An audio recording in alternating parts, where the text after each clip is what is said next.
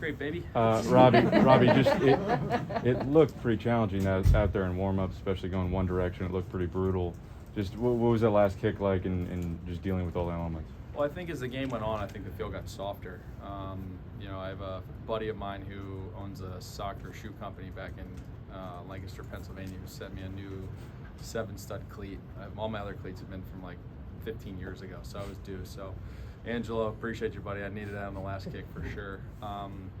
But I'm pretty happy with how Tabor and Mitch handled all the conditions. I mean, those guys played really, really well.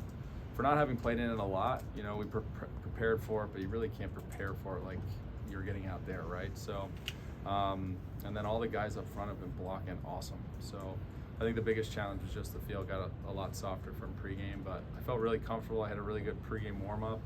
We knew coming in that you're going to only be able to kick the ball a certain distance, and the offense have to go for it on 4th down. And I think Mitch punted awesome, which helped us in the field position. Made a big return by Debo, and then obviously the Jordan Willis punt block. I mean, to redeem ourselves on special teams, to be able to come out with a big win in Lambeau is pretty big for us, but it's pretty unique. This is a historic place, a historic rivalry, so I'm just glad we could play a huge part in that. Robbie, this week you mentioned that you had caught. You mentioned redemption. How much were you guys aware of kind of the opportunity to have a big night tonight this week, given some of the struggles? Well, if you look at kind of how this rivalry started since I've been here, I mean, the first time we played them, we lost on a game winner here. They came to us twice in 19, and we beat them up pretty good. And then Thursday night game, we had a bunch of guys out with COVID last year, and they beat up on us, and then they went on a game-winning field goal. So we know that when both teams are at full tilt and full power, which they had a couple guys come back, especially on defense.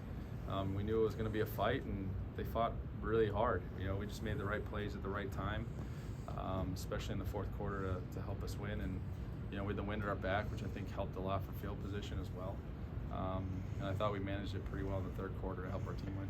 Robbie, they had struggled on special teams, just overall. Was that a discussion you guys had this week that you could take advantage of that? Well, every week you look to find ways to exploit the other team based on their personnel.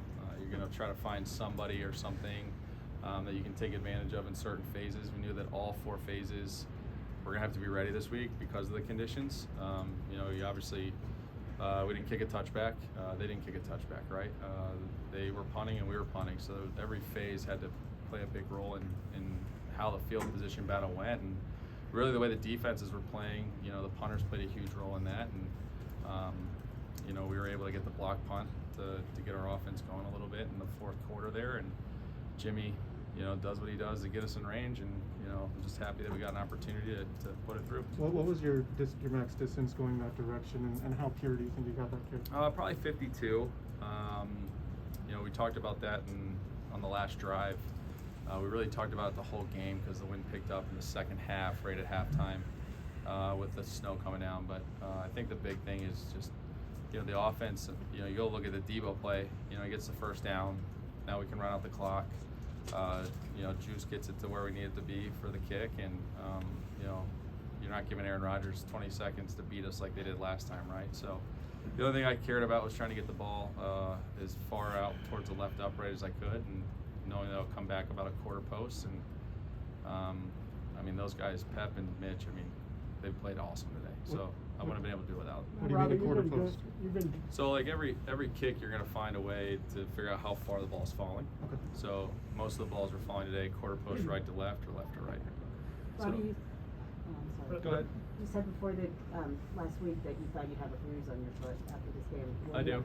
You do? Yeah, it hurts. I was in there icing up for about 20 minutes. It'll probably take me a couple days. It's black and blue, but going to the NFC Championship, so I'd rather have it black and blue playing in another game than, no offense to my kids, sitting down playing catch with them instead of playing football next Sunday. Robbie, you've been doing this for a long time, and you've never missed a kick in the playoffs. So when you are lining up for that last kick, do you still get nerves, or is it just like, okay, I got this? No, I told you guys this probably 2 months ago. My sense of urgency for me and myself personally is to win a Super Bowl. If it wasn't for that, I wouldn't be playing football. I could care less to play football. and I don't mean that in a bad way.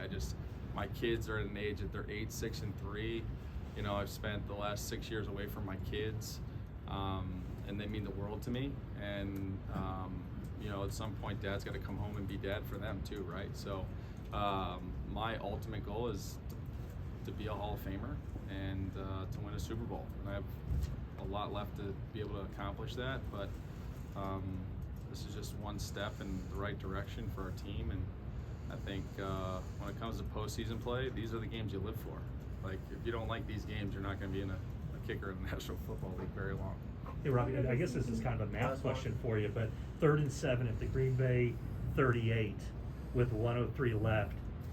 Did you need to get to 52 in order to try that? Yeah, we weren't going to kick a 56-yarder. You know, I'm not going to go out there for a kick I can't make, right? So, you know, we knew that 52, it's called 30, 34 was the yard line. They asked me all that leading up to the final drive, so it helps them play calling, and it also helps the guys in the huddle. I know Jimmy relays it to them to make sure that we get at that yard line to have an opportunity to go. All right. Sorry, one more, Dee. I know you had one earlier. Sorry. I was just gonna ask you. You mentioned this week that you have spoken to some people in regards to giving you advice. Now that you've actually experienced it, what actually worked for you, and what would you thank them for? Well, I just texted Lawrence Tynes. I guess he's my good luck charm because he hit a 47-yarder on the right hash in the NFC Championship.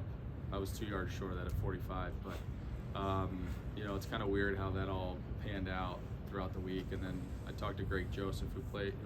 Minnesota was the last team to play here, so both of those guys have the longest field goals in Lambeau history in January. So I felt really comfortable with the things that they told me, kind of the idea of what we want to do going into the warm-up, making sure that everyone was comfortable. But I think those are moments that you look at the kicker fraternity and you know that, you know, unless you're playing against the guy, everyone's going to help each other out. So I appreciate both of those guys, and you know, it's pretty special to get a win at Lambeau. Thank you, guys. Thanks, guys. I appreciate it. Robbie.